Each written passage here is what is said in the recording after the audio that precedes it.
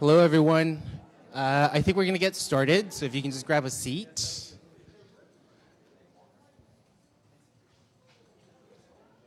So we'll just wait maybe a minute for everybody to grab some food. If you don't have a drink, please go to the bar. We have a good bar over there with water and other drinks.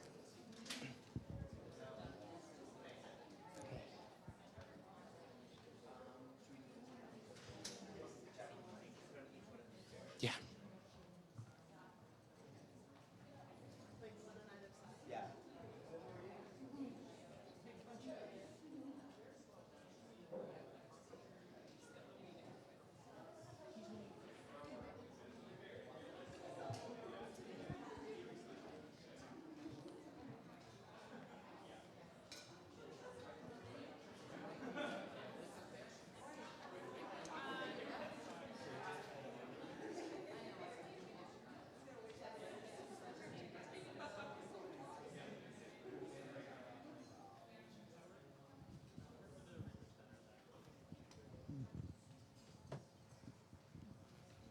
All right, so I think we are ready to get started. So hello, everyone. My name is Jacky Duong. I am the manager here at the Catalyst at FCAD, and I am thrilled to have everyone here tonight. A big welcome to everyone if you haven't been here, and welcome back if you have been here. I see a lot of familiar faces. And tonight is going to be a very special night. I've been working at Ryerson for 5 years, and this is one of the biggest initiatives that I have seen. I actually remember a few years ago sitting down at Balzac's with Alison Matthews David, talking about the idea of fashion studies. So it's kind of very heartwarming for me to be here and do the opening welcome remarks for issue number 2. So first of all, thank you very much for being here again. This is a very unique space for us. It's a first for Ryerson. It's our first large-scale research collaboration space. So if you haven't noticed, we have about 15 different labs and centers here at the Catalyst, all over FCAD.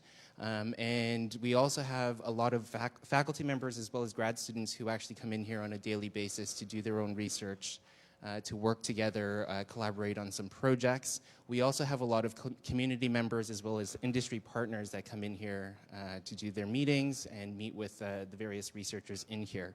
So it's a very special space for us.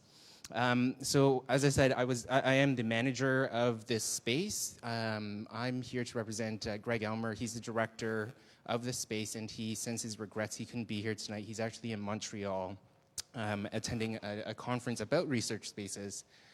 So it's actually very nice for me to actually take this kind of opening remarks. So the Catalyst here, we opened up in November. And since then, we've had over 150 different events that happens here. So a number of you have also been to other events here. You'll notice that our space constantly changes. So during the day, we have tables and collaborative space out here. And then in the evening, we transform the space into exhibits, into panel discussions, into talks, and so forth.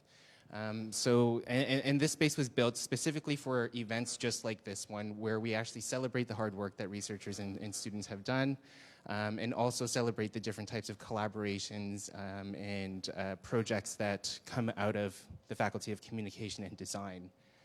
So again, very big welcome to everyone. And I think we're going to hand it over to Ben to do the land acknowledgements. Thank you, everyone. I'm going to invite Alison and our amazing panelists, everyone to come up, to everyone to sit down. Yeah. Okay. Welcome. So I want to begin just by acknowledging that we are on unceded Indigenous land. Toronto's on the Dish with One Spoon territory, and the Dish with One Spoon is a treaty between the Anishinaabe, the Mississaugas, and the Haudenosaunee that bound them to share the land and to protect it. Now, land acknowledgements have recently been criticized as a way for colonial institutions simply to check off a box when they're hosting an event. So it's an effort to look like they're engaging in reconciliation, but not actually engaging in any effort of decolonization. So I want to try something with everyone tonight as a little act of decolonization. So if I ask you to think of what fashion designers first come to your mind, who's a fashion designer? What's one of the first names you might think of? You might think of the late Karl Lagerfeld, Stella McCartney, Marc Jacobs, primarily fashion designers that are white, that are Western, that are European, but you might not think about the original fashion designers, and the current fashion designers right here on Turtle Island are indigenous fashion designers. Those designers might not be the first names that come to your mind, but they should be. And so tonight we're going to work on changing that. I'm going to ask you to pull out your cell phones. Is everyone on the wireless? Hopefully on the wireless.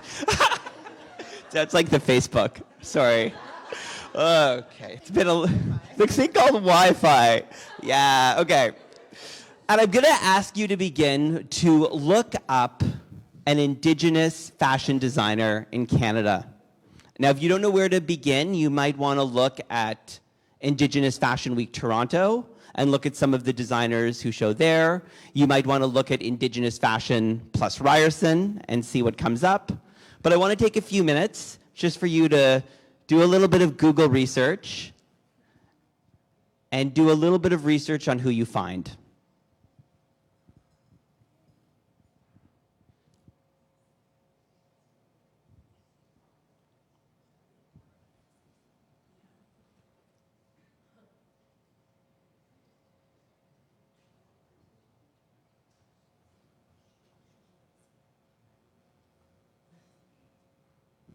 How's everyone doing? Is everyone finding someone?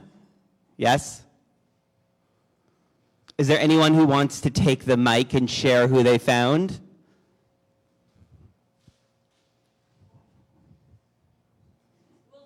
Yes, okay. Angela DeMonte, who's sitting in this crowd.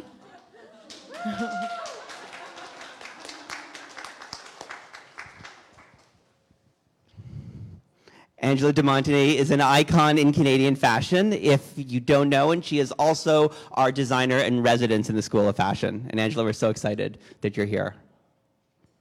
Is there anyone else who would like to share? Yes. Evan Ducharme, who is Métis with ancestral ties to Cree, Ojibwe, and Saulteaux. I'm not sure if I'm pronouncing correctly. Okay, well, continue this research. And what I hope this will do is after this event, you can read a little bit more. And next time you're having a conversation about fashion and someone's talking about Stella McCartney or Karl Lagerfeld, you can bring up the designer that you found and you can incorporate that into the dialogue as an everyday act of decolonization. Yes. Okay. Yeah, we have so many amazing Indigenous designers in Canada, and it's been so great this year to have Angela DeMonte here. I now know how hard it is to seed bead after taking her workshop, and respect. And it's a beautiful practice. So, so thank you to everyone who came out here on this very rainy evening. It's really exciting to be launching issue 2 of this journal and to have such a great community here tonight and such a wonderful group of panelists who have published their work in our journal. And I guess I'm just really thrilled with the way things have continued to progress and will progress, and we've got so many exciting ideas for the future. I'm going to bounce this back and forth, but do you want to say a few more words? Yeah, for those of you, we're going to have a conversation tonight with some of the amazing authors and creatives that are published in issue 2 to really give you a chance to meet, some of the people behind the incredible work in fashion studies. But really just for many of you know, we launched fashion studies last year as a way to provide really 2 things. The first was open access publishing in this emerging field of fashion. Everything in the field of fashion, as in many fields, is locked behind paywalls, which means if you're not a student or a faculty member, you have to pay about $40 or $50 just to read an academic article. And so that excludes so many people who are interested in the research we're doing but can't access it. And so, being a publicly funded university, we wanted to be able to provide research free of charge to readers.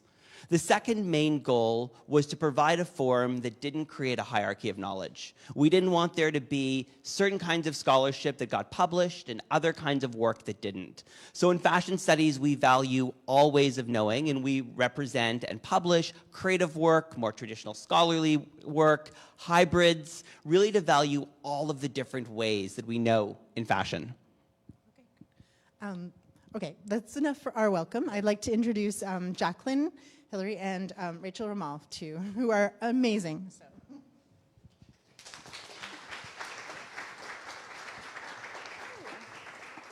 Maybe we'll just stand here. Hi, everyone. Thanks so much for coming on this rainy evening. We really appreciate it. Before we start the panel, and Jacky will introduce our panelists, we just also wanted to thank Alison and Ben. They're so wonderful to work with, and they really do deserve public recognition because this was completely their idea. And I definitely recommend, if you haven't already, reading the mission statement of the journal because it's really powerful.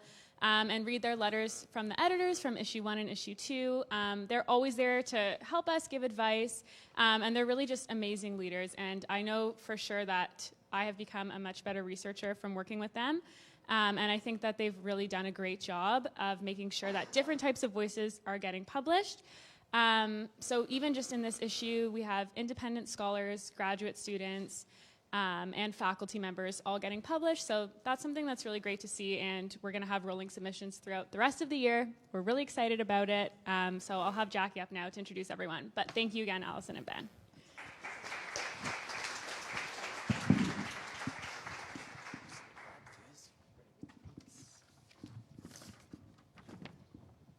Hello, welcome back. So we have a number of panelists up here today. I think Alison and Ben are going to be moderating this discussion.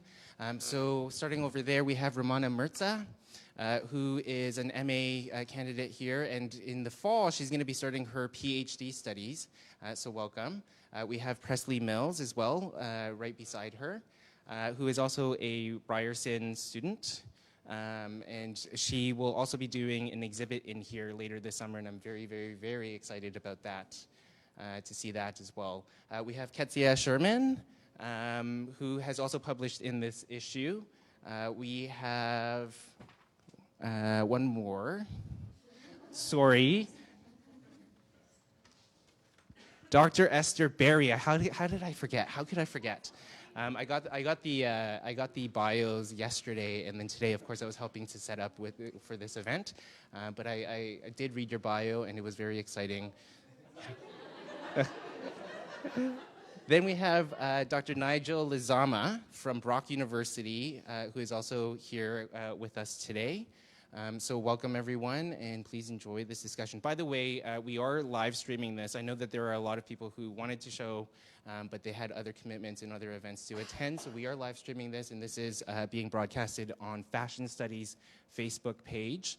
And then if you do want a recording or review this afterwards, just get in touch with Fashion Studies, okay? So we'll hand out the mics now. So I guess we're going to pass this mic. Oh, no, we have mics for everyone. Ish. Okay, good. Thank you.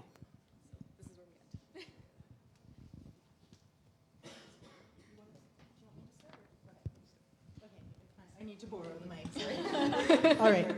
We will share. Part of our philosophy. All right. So we just wanted to ask you some questions, just to kind of introduce us to your work. Could you tell us about the piece that each of you tell us about the piece that you've published in Fashion Studies? I'm going to start. Okay. Hi, everyone. So I published a piece in issue 1, volume 2. So I think I'm the odd one out in the panel.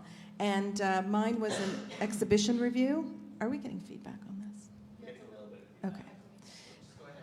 I did an exhibition review of the Contemporary Muslim Fashions exhibit that was done at the Duong Museum in San Francisco. So I was really interested in that particular exhibit because when it opened in September of 2018, late September of 2018, I started seeing a lot of really, really positive reviews of the exhibit from both the Muslim and the non-Muslim communities. And I was wondering why a secular institution in the US, the kind of birthplace of Islamophobia, was doing an exhibit about contemporary Muslim fashions. And so I was keeping my eye on it, and there was nothing more than I wanted to do than fly into the raging fires of California and go and review that exhibit. So during the fire season in San Francisco, I went down and I was able to interview the curators, look at the exhibit with a lot of detail, take a tour with one of the docents, and then also talk to community members, because I stayed with cousins in the Bay Area, went to an event at the local mosque and talked to a lot of the community members who had been to see the exhibit as well. So it was a really, really well-rounded kind of review of the exhibition itself, and I hope you get a chance to read it, because I really walked out of there having a sense, an elevated sense of feeling about the Muslim community. And of course I'm biased, but I think that is, they really accomplished a lot with that. And the review does talk about why they went down that path and why they chose that particular community. And the exhibit is now on tour and in Germany, so it's fantastic. Okay, so I submitted a creative piece, and it's called Alien Beauty Post-Human Reimaginings. So it was a series of illustrations that I shared on Instagram because I was exploring artists who are practicing this concept of alien beauty primarily through Instagram. And I wanted to kind of look at what is the definition of this trend and what are the ways of defining alien, because there are multiple interpretations, and these are people who, they're artists, they're makeup artists, they're drag performers, and they are pushing the boundaries of what is considered beautiful and creating these like performative realities in another digital space. So the illustrations, I decided to recontextualize their images on the bodies of what are interpreted as classical Western beauties. So I took classical paintings of women that are painted by men and applied the makeup to these women. So it was just a way to kind of question what we actually think is beautiful and what is interpreted as beauty. And these artists were really, they're challenging like the normative gaze of how we interpret, I guess, like race, gender, sexuality, and essentially the human relationship with like technology and also nature and the self. So it was just a way for me to kind of, a creative practice for me to interpret and analyze what they're defining as alien beauty. Yeah. So my work is all about making research. So it's about arts-based and practice-based research. I am an illustrator and a tattoo artist in the city. I research body modification and tattooing, specifically how we modify the body in permanent ways.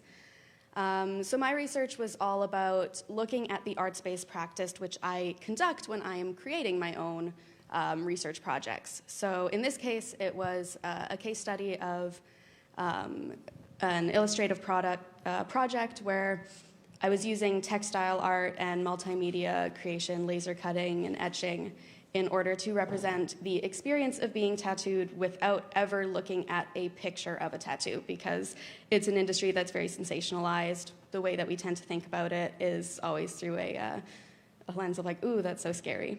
So I really wanted to just put it into a frame of reference that anyone could experience through the creation of this project.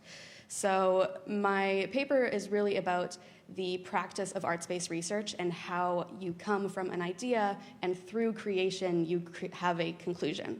So it's all about that process and kind of what you can learn in the steps that are taken in that arts-based research process. Fascinating. I'm getting drawn into all your projects. They're amazing. Thank you for having all of us here today, and for, first of all, for all of the work and all of the invisible labor that goes on behind the scenes. Thank you. My contribution to the current issue is a piece called Hurricane Katrina Hair. And it's an essay that explores a series of sculptural pieces or sculptural portraits by New Orleans-based artist Lauren Schwerd, whose work is amazing. She, in 2005, transformed essentially a motherlode of hair extensions and weaves that she discovered in the wreckage and the ruins of Hurricane Katrina. She transformed them into memorial objects, into sculptural portraits that commemorate the African-American evacuees and victims of the storm. And I came across her work, 5 or so years ago, and she and I have been in discussion, how can we collaborate and produce something to, to bring attention to the work that she's done. The sculptures are influenced on one hand by 19th century Victorian or Victorian era mourning practices and commemorative hair work in which the hair of living and dead loved ones was manipulated into intricate fashion and into fabulous home decor. And her works are also inspired by very different African-American hairstyling techniques, in particular, the installing of wefts or weaves onto bodies. And she brings these two sources of inspiration, Victorian commemorative hair work and African-American hairstyling practices, together to reinterpret the material ruins and physical losses of the storm. So, my essay then is considering, on one hand, how Lauren's works are inspired by Victorian memorial, Euro-American bourgeois memorial culture on the one hand, and on the other, how is she politicizing and redeploying hair-working practices in contemporary styling to bring attention to and evoke individual and collective histories, and very painful and shameful collective histories, specifically U.S. state-sanctioned class and race-based violence, which at the time of Katrina resulted in the state refusing to protect and rescue African-American residents of the Lower Nine, and also after Katrina and in the centuries preceding Katrina has resulted in state failures to commemorate and grieve Black lives. So the article then ultimately, I'm getting some great feedback. So ultimately then, and I'll wrap up quickly, the essay is probing the socio-political possibilities of Lauren Schwerd's artworks, of these artworks, and related historical artifacts, and their very charged hirsute medium in the context of commemorating and grieving Black lives. Marvelous. Is this on? Thank you. This is a really good issue. So my work, I'm working on hip-hop and luxury and sort of where the two meet. And so the piece that I have in fashion studies, it's the third of like a triptych of pieces where I wanted to start thinking about the ways that hip-hop culture manipulates and uses signs and luxury objects, and the way that what we're not speaking about in that kind of context is aspirational, that there's something transformative that happens with the luxury object when it's being manipulated by what was at some point a subcultural phenomenon or a subcultural practice. When I came to this piece, this third piece, it's called Status, Votive Luxury, and Labor, Female Rappers' Delight. And so my first piece talked about men and male rappers and their use of luxury. The second piece I looked at practices of boosting and Dapper Dan's practices of heightening, we'll say for now, luxury. So in this third piece, I wanted to see what happens when women rappers use luxury, because women are treated as a luxury object themselves. And in that, so there's issues of feminization of the male rapper when he's interacting with his hoes, as well as questions of perversity. And so what I did was I looked at three women historically, starting with Roxanne Shante in the 80s, Nicki Minaj in the early 2000s, and then Cardi B with her first breakout hit 2 years ago. And so I looked at the ways that these women use luxury in their rap and on their bodies to symbolize status, but to change it and to shift the meanings and to show that, in fact, these women rappers, they're transforming things even further than hip-hop has been doing already by using these luxury items and these luxury objects to better their lives or better the lives of their loved ones, or to demonstrate a certain amount of status, but not in a social sense, but in a more religious sense, for example. And that's basically that article. I think one of the things you can probably tell by all of these articles, and for those of you that I know many of you are in fashion studies, there's just such a wide spectrum of work. And certainly in the school and the journal, is we really think fashion is a lens to see the world. And I guess our next question sort of really moves into that, to sort of ask you a little bit about yourselves. And I guess for the next questions we have coming up, not everyone needs to answer, but anyone who wants to jump in, and we'll just move along with our questions. But I guess thinking in your own life, what inspired you to conduct research in this field of fashion? I can start again. It was very personal, so it's easy for me to answer. I started wearing the hijab as a spiritual practice just 12 years ago. I was 43 years old. So I'd lived all of my childhood and teens and young adult life, and most of my regular adult life not wearing hijab. I was born in the West, I grew up here, and I actually went on the spiritual pilgrimage to Mecca, the actual Mecca, not the Mecca of shoes or the Mecca of rock and roll, but the actual Mecca of Islam. And it was a very spiritually moving experience. And while I was there, I was required to wear the hijab, and something just touched my heart. And when I came back, I knew I had the option of removing it. And every day I'd wake up and I'd put it back on again. So, and that's when I really began to feel the frustration of how difficult it was to dress based on some very simple requirements for modesty, like full-length sleeves. What a concept. So 12 years ago when I started this, I was a marketing consultant, and I did some focus groups. And I realized that there are other women that feel frustrated the way that I do. I just didn't know how to help, because I knew that I wasn't a designer. This was not a path that I wanted to go down.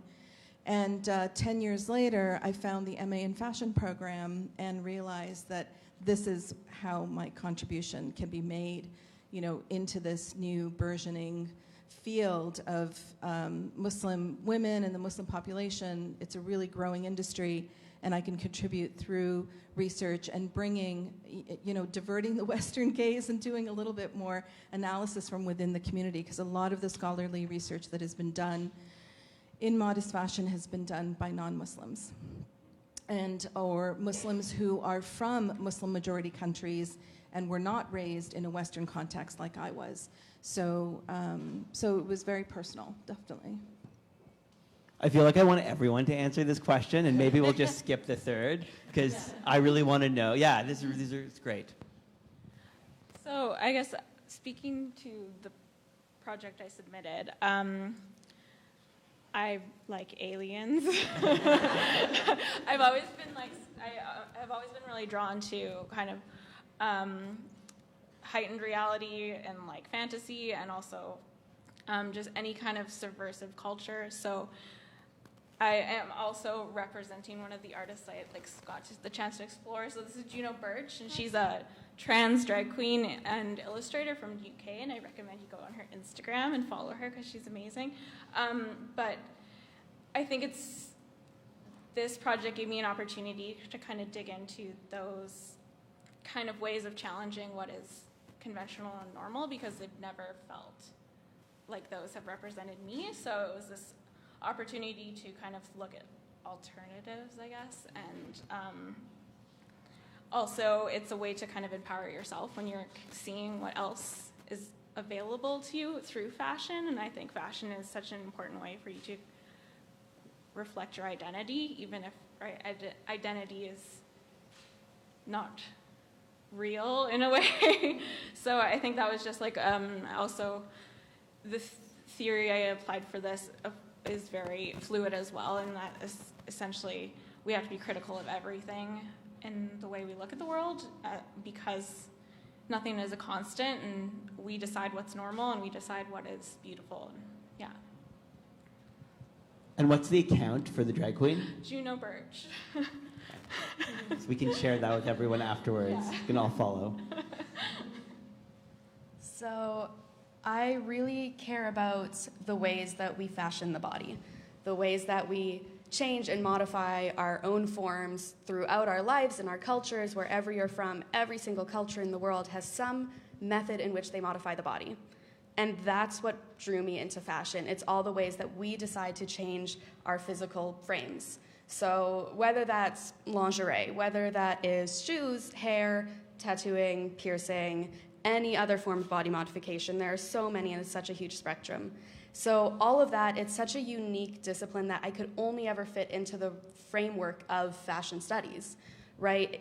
It's very interdisciplinary. There's a lot of ways to look at it, but truly it's a form of fashioning. We're fashioning our physical forms. And it's not just fashion that you can take off at the end of the day. It's fashion that is going to change your physical self. So for me, thinking about body modification, it's just so intrinsically linked with this field of fashion, the ways that we represent ourselves. And I think there's so much that we can learn about humankind, humanity, by the need that we have to change our physical frames, and how that has changed throughout history and how that has evolved, and the current industry today, which is a whole other weird insanity of tattooing being fashionable and being a part of the fashion industry and being its own rising fashion-like industry in itself. So it's something I think is really important to think about in the field of fashion. It's something that a lot of people don't look at body modification who also study fashion but have experience working in that field. So I felt very almost responsible as a tattoo artist to be able to represent both this industry that's very closed in and also talk about the academic community and share those stories.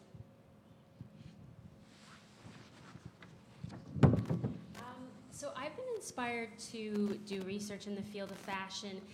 I had fun thinking about this question, and I had so many answers. But the one that stands out to me is that fashion studies, in my eyes anyways, makes room for marginalized cultural texts and practices and the cultural and political communities that are involved in their production. And one of the major research avenue of mine over the past couple of years has been to think about the political dimensions of hair and hairstyling. And, hair and hairstyling are integral parts of our identities, how we value identities, how we express and communicate identities, but within hegemonic, I'm going to be broad, hegemonic cultures and knowledge production, in my experience, going to a conference and being asked, what's your research on? And I say, hair. Oftentimes I've received either kind of, a glazed expression or a kind of a symbolic brushing off of the value and import and importance of the subject.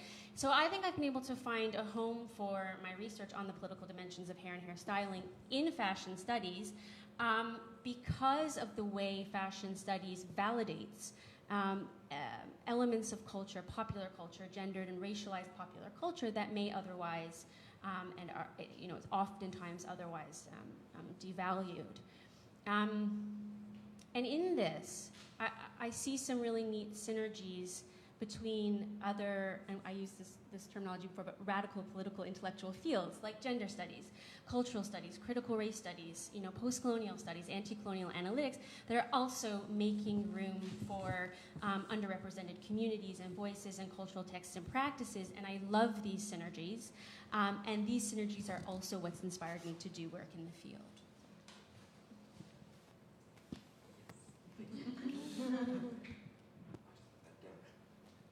I had an answer as well when I thought about this question, and then listening to my fellow panelists, I have a memory that just came up, and I think this might, crystallize why I study, why I work in fashion studies.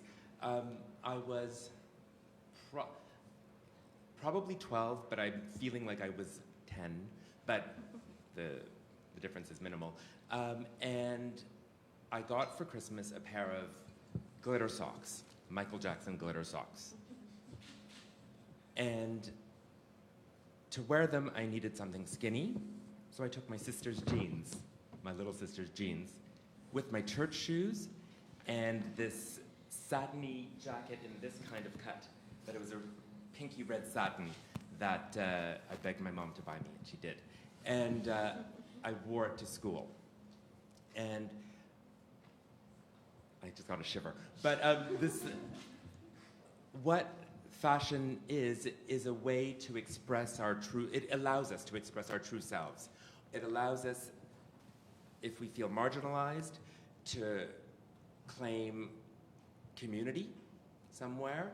It allows us to speak to the dominant culture that we live in and that we go through.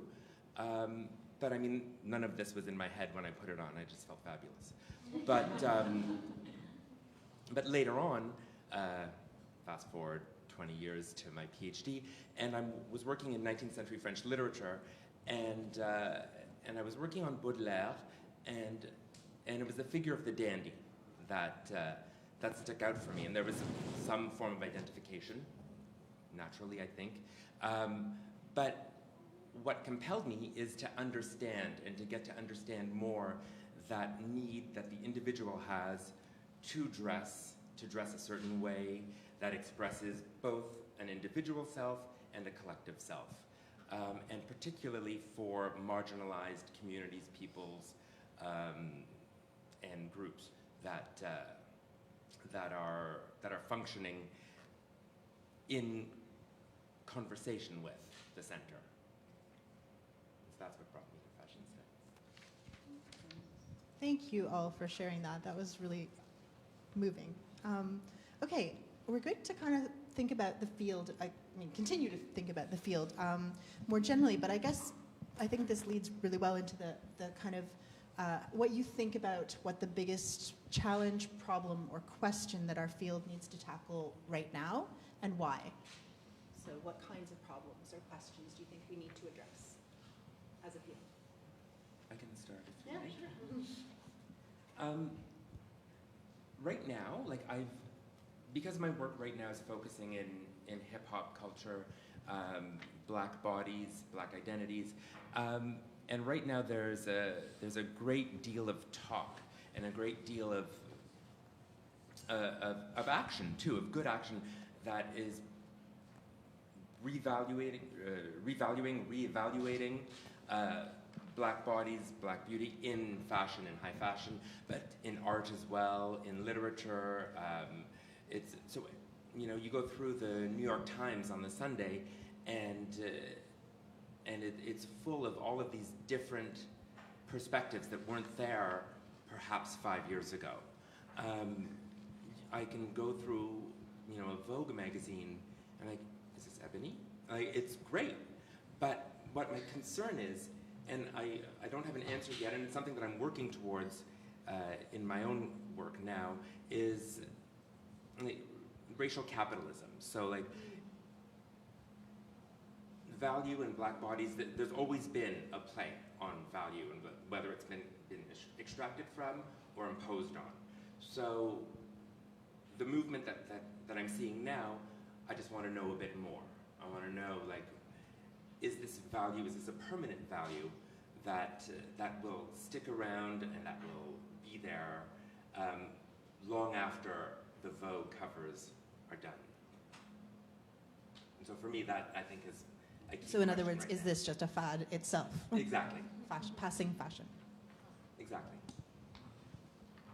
And I was going to say I was just going to ask how you see that linking into cultural, issues around cultural appropriation, and if that's at all relevant to what you would. It is. It is. I hadn't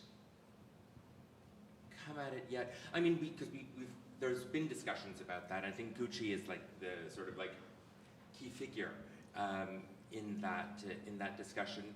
They seem to have done some very good work and very serious work at rectifying problems that were coming out of previous collections. I am thinking about, actually this afternoon, Karl Lagerfeld's 1991 collection where his hip-hop collection, it was fall 1991. I'm writing a proposal right now, and that's sort of where I left it when I came. And what happens to cultural aesthetic expressions when they are appropriated, when they're used by a dominant, by an institution of dominant culture. So that question has to come into play in some way. There is a shift, and so for me now, I think there's a shift that goes both ways. Both sides change. And I can't determine just yet whether it's for the better or for the worse, but there's change on both sides in those moments when an institution of dominant culture is appropriating an aesthetic of a marginalized one.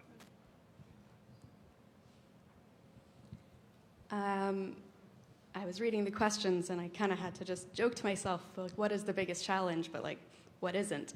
Mm-hmm. There are so many.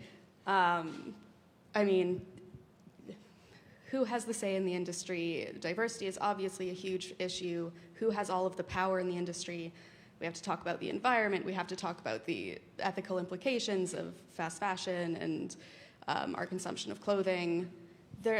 It's almost an endless list of problems that we are facing as people in fashion and people who clearly care so much about fashion and care so much about this industry and its growth and making sure it thrives for years and years to come. And I teach an intro to fashion class at Humber, and every week at the end of my lecture, I make my students write down one thing that they could question about what they learned that week. So if we're talking about how we create fabrics, I make my students sit there and ask, okay, well, what I learned today, like, where are those fabrics coming from? How do they affect the environment? How do they affect the workers?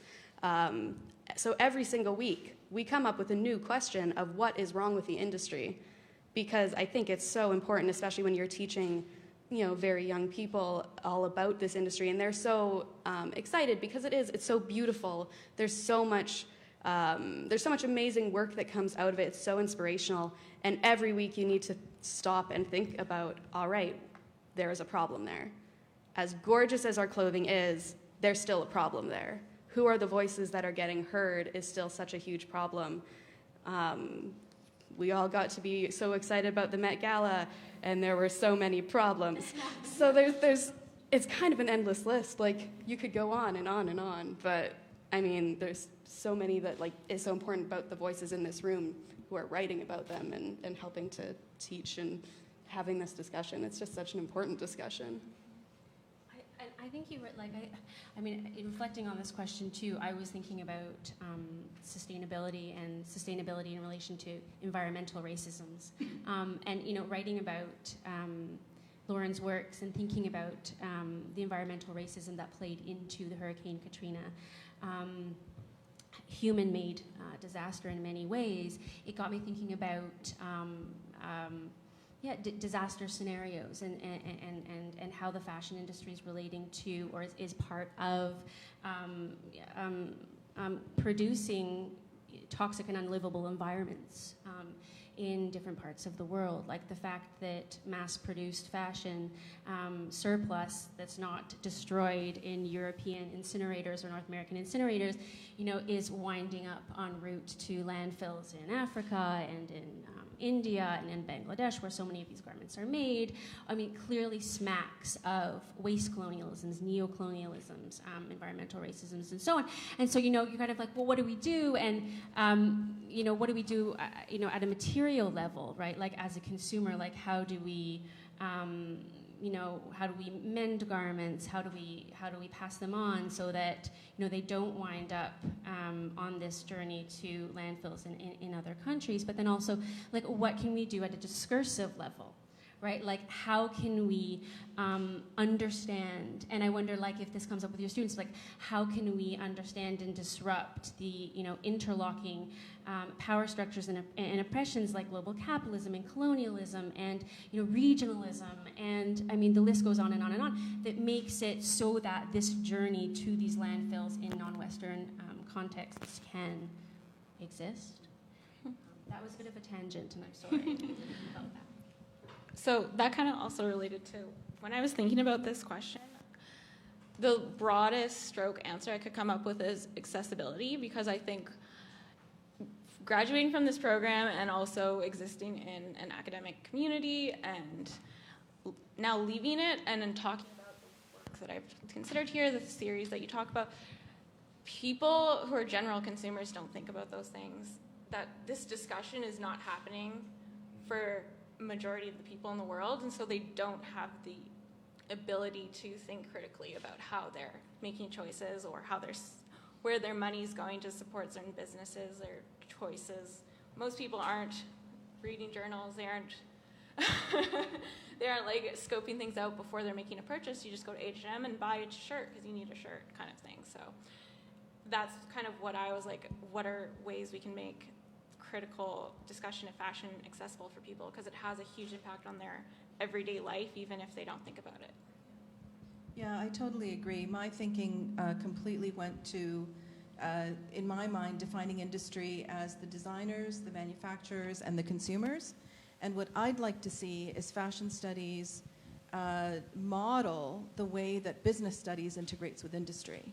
And I believe fashion studies has an opportunity to integrate more with industry rather than just, I don't know how to say this because I came from business into academia, so I feel like a right-wing capitalist nut when I talk about this stuff.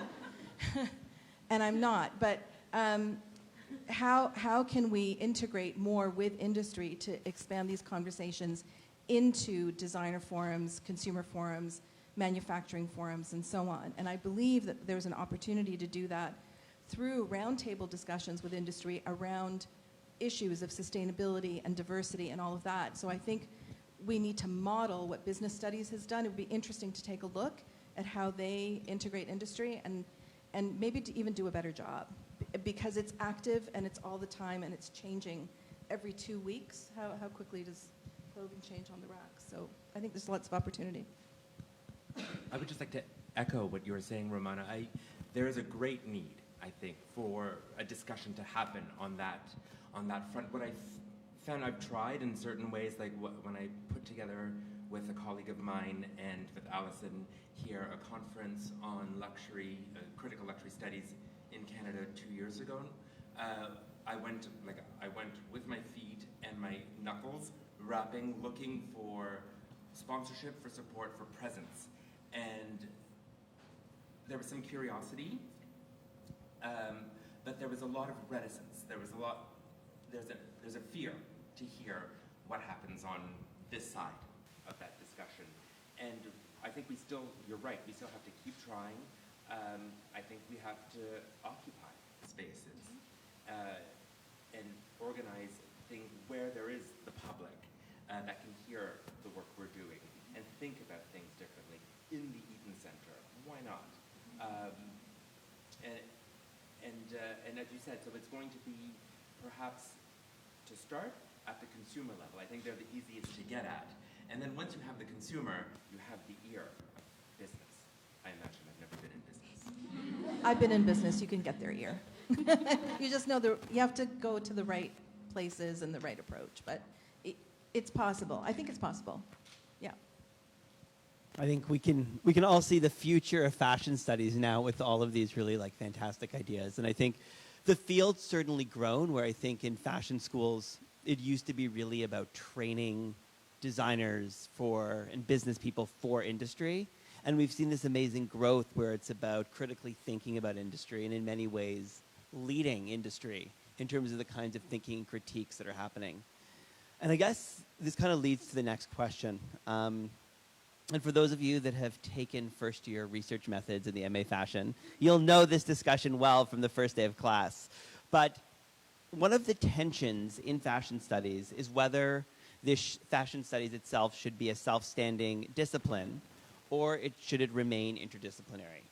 And we'd love your perspectives on if you think that fashion studies should really claim itself as its own field, or should it remain this sort of interdisciplinary field around various existing fields and departments? It's a contentious question. For anyone who's not in academia here, I'm sure you're like, is this really a contentious question? But for those of us in fashion studies, it's tense. Tell me, I'll tell you about it. I was just thinking, like, I wouldn't even go to a doctor if he hadn't read Balzac, you know? Like, you need a full-rounded, like, approach. So, yeah, I think fashion studies can only gain from the broader perspectives of literary studies, where I come from, or sociology, or one of my favorite books. It was written in the 90s. It's the psychoanalytical approach to fashion by Lucioni, L'Arabe. It's all the approaches that give the richness and that allow us to understand fashion in its material form and in its psychological or its personal form. It also strikes me, I mean, I'm an interdisciplinary at heart and by training, so I'm possibly a bit biased, but it strikes me too, right, that fashion, you know, it takes on so many different forms. It's mediated to us in so many different ways, right? Like, we see it on bodies, we see it on the skin, you know, we learn about it in classrooms, on the internet, we see it reinterpreted in museum exhibition and in artworks. And so, to me, right, it demands like a kaleidoscopic kind of approach, or like a multidisciplinary approach. So I'm on the side of interdisciplinarity, though I understand it's a contentious issue. I think fashion in and of itself is just interdisciplinary, like, period. That's it. Like, how could you possibly study fashion and not look at every approach and every perspective? Because they are all completely valid. And they help create, like you said, like this whole like kaleidoscope mosaic of what it is to be fashion. So absolutely interdisciplinary. As someone who does primarily arts-based research, like, you wouldn't be able to do that research. You wouldn't be able to learn from that research, apply it within the fashion framework. So yes, absolutely interdisciplinary. Me too. I kind of think putting anything in a box does a disservice to it. So it's kind of like a full answer for me to remain interdisciplinary, because it would limit what people can do so much. I'm going to also add, because you said that, by being interdisciplinary, you're opening the doors to a lot of different specific voices and minority groups and communities who would otherwise not have a place in academia. So I think that in itself makes it very important to be able to hear from people of color, from queer voices, from every single community that has a voice to contribute, that if we put this into a box, they would be left out. Yeah, I agree with all of the above. But the one comment that I added when I thought of the answer to this question was, everything has its own way of growing organically, so let's see what happens. But in my very short-lived time span in fashion studies, interdisciplinary, definitely. So this debate's clearly been won. It's over. Okay.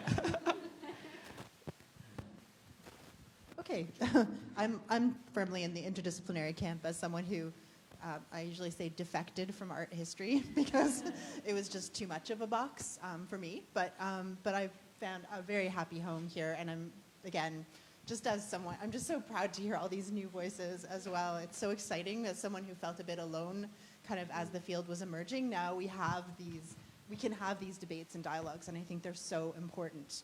Okay, and on that note, where do you see the future of fashion studies headed? I have a short answer, and you probably can guess what it is. I would like to see more integration of fashion studies with industry.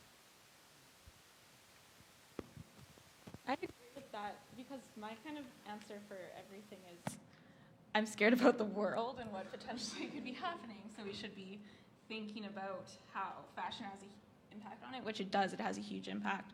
So I guess I think that fashion studies needs to be going out into the real world to actually make real change, because just talking about it doesn't really do anything. So, yeah.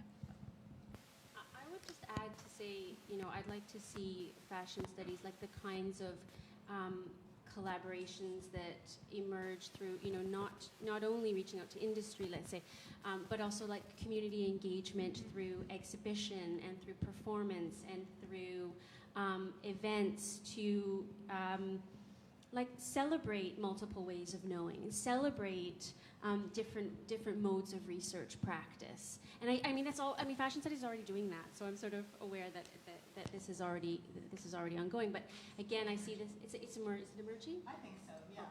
There's still a lot. I hope to come. Yeah, like connections and collaborations with local artists and designers, and folks working in local communities and marginalized communities, as a way to celebrate research practices that are happening outside of the university, and that may not to kind of traditionally be incorporated and celebrated and disseminated. I think when I go and visit my colleagues in France at conferences, a lot of the work that happens in France is it's seminal, and it remains traditional. MA students will come and present work that they're doing, and they'll be looking at Yves Saint Laurent's Russian collection to analyze how Russian is it? What does its Russianness come from? Which is a super interesting work. What I think we do here in Canada differently is that we include a multiplicity of perspectives and voices. We challenge norms and normative walls and barriers. The work that goes on here and at York, and it's challenging what's being taken for granted, and what can't be discussed in France, for example, or in England, where decolonization, it's not at the front of mind. It's not experienced in the way of the colonizers. But we can do that, and we are doing it. And so I think that we keep moving in that direction where we can explode perspectives. I think that's where.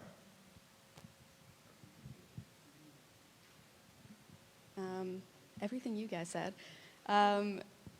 Also, I think there's such an interesting thing, like looking at what you guys are all writing about, how so much of what we're studying within fashion is not really about designer collections. It's not necessarily even about clothing itself. It's all about this self-fashioning and cultural fashioning. And I think that's an interesting direction that we're moving in when we talk about the fashion industry, is it's not just about consuming clothing. It has just gone so many levels past that we can really think about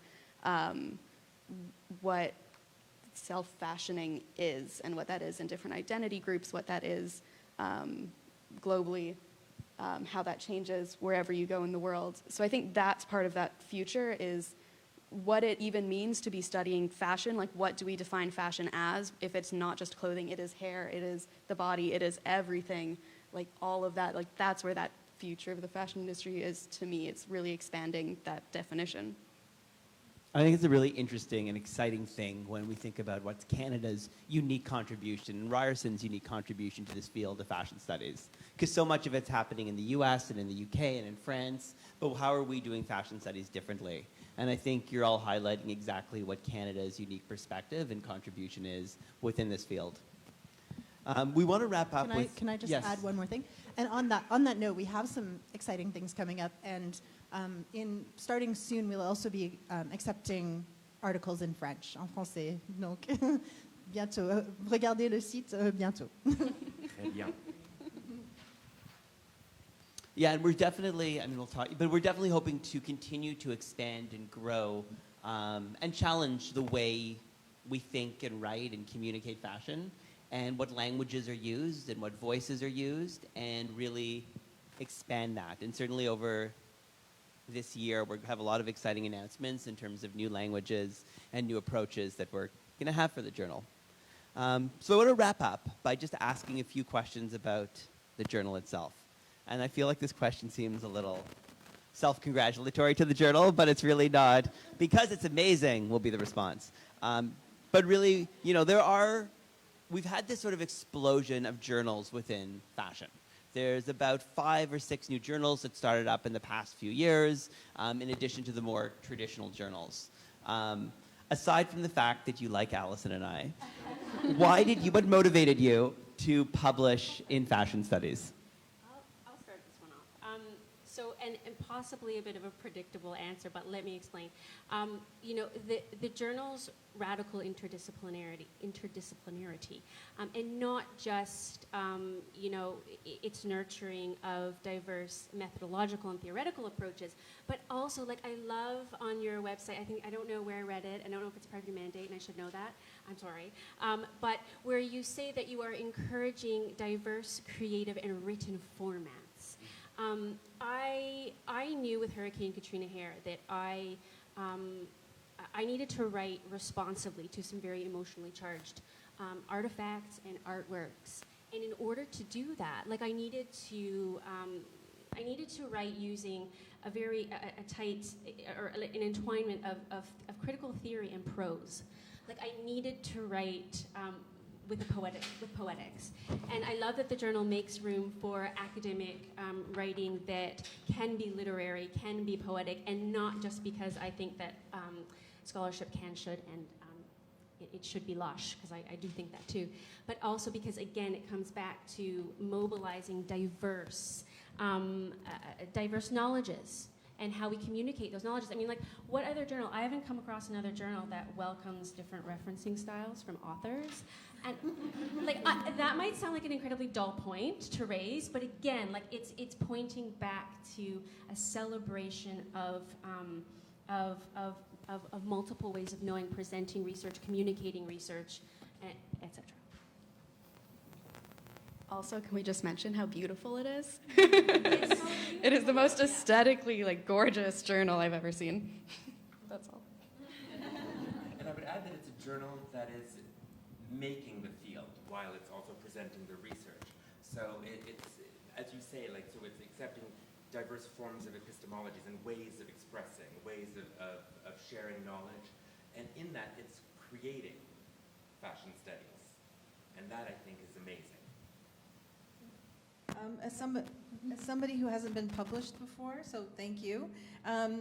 For me, it was the open access, the fact that it is an open access publication, that it's Canadian, and then I have to mention Alison and Ben because they're my guiding lights on this journey. So there was that as well for me.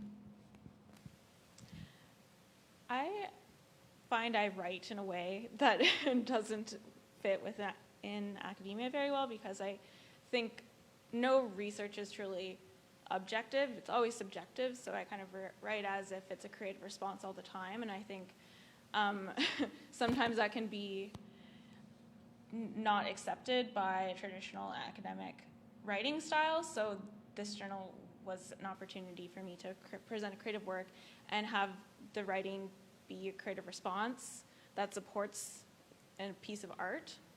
And I think, so that was a really encouraging thing, because it is a way to challenge traditional Western academia practices for me, yeah. So if that doesn't convince you to read all of these articles, there you go. So let's end with one last question. Alison, do you want to ask question 2? Sure. Okay. Well, obviously, we're thrilled that we hope that we're making the field, and we want to also continue to kind of shape the discipline, and we want feedback and input. And so I guess we're also we're really happy with the way it's going, and we have new ideas. But how can we continue to kind of hopefully improve the current way we produce and share knowledge in the field of fashion, and increase what you've mentioned, the accessibility of it, or kind of different ways of knowing and understanding fashion going forward? The first thing that comes to mind for me, and I think I'm biased because my research wasn't used an arts-based method of digital storytelling, and that's opening up the multimedia aspect of what you're able to do with this online journal. Yeah, expanding on that. I would also say bringing bringing some of the pieces, some of the authors out into the public. So not just we understand each other, but we get out there and we present in shorter formats what we've published in the journal. And in what format do you do that? I imagine that that format can be open, right? That can be visual and poster boarding. It can be just talking about it with minimal PowerPoint if possible. But yeah, I imagine I'm drawing just from an experience of we have these Brock talks at the public library in St. Catharines, and my colleague Jessica and I, we gave a talk on luxury, and it wouldn't end. People were just, they had more questions, they had things they wanted to share, they had experiences, they had perspectives. It was just such an enriching day, and everybody felt that they, not a day and evening, but where everybody felt that they got something out of it and they got to think about this thing that they see every day or experience and think about it a bit differently. I kind of think that a way would be short stories, finding a way, maybe video stories, something like that.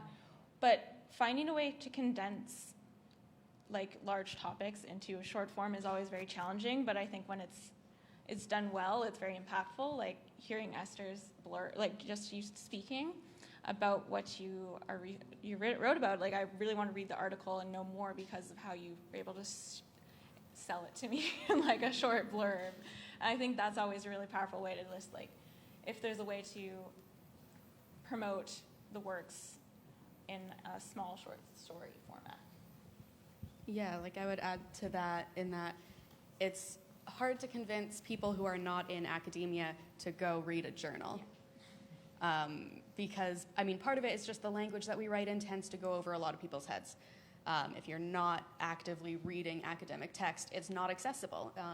Even you step away for a few months and you go back and reading it and you're like, all right, get back into this mindset.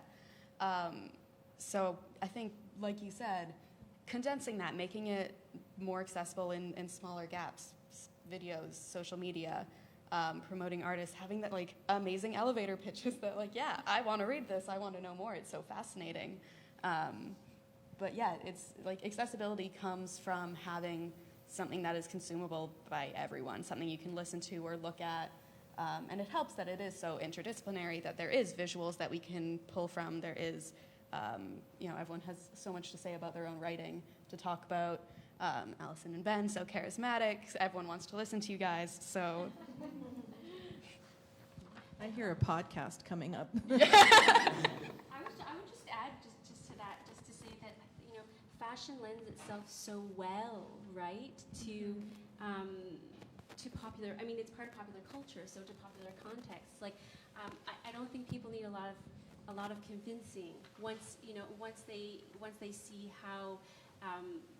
How it kind of cross-pollinates between the academic world and also in pop culture. So I think all of these ideas are fantastic and would work very, very well.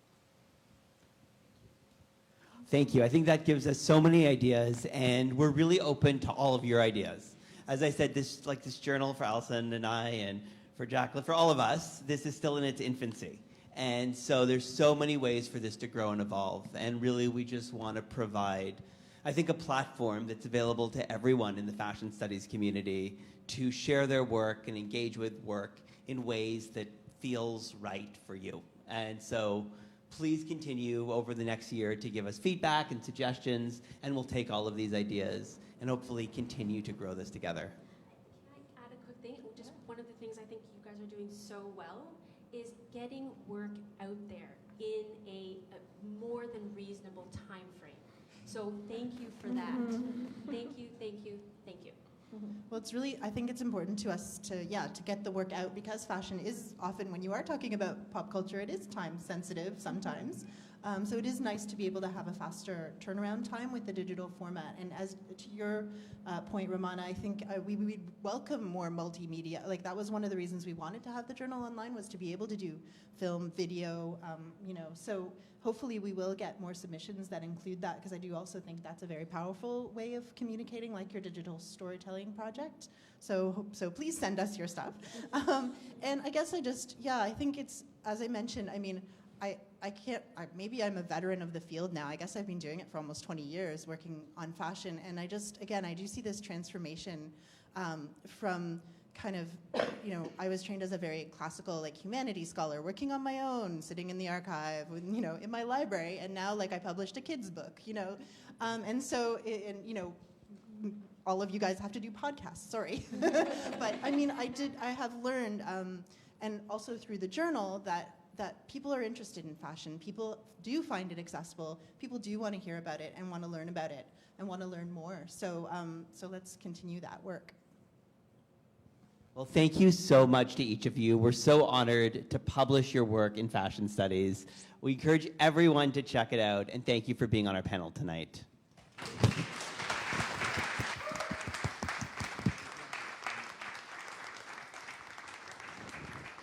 I'll be right back.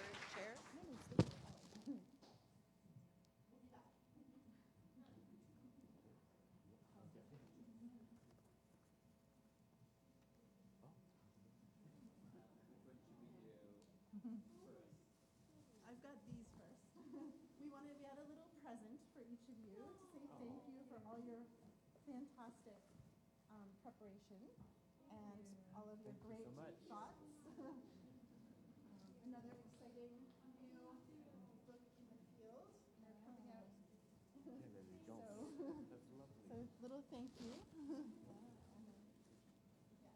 And then honestly, because we're both really also like sometimes a bit idealistic, pie in the sky people, this journal wouldn't actually exist without two people. One of whom is Jacqueline Marcus, who's our editorial.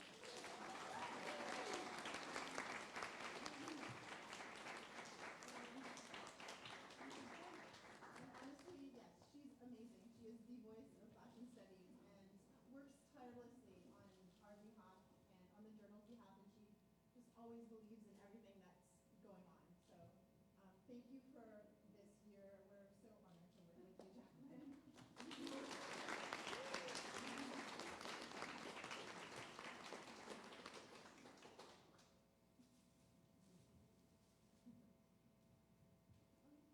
And then we also want to thank for the first time ever, we have an editorial intern who is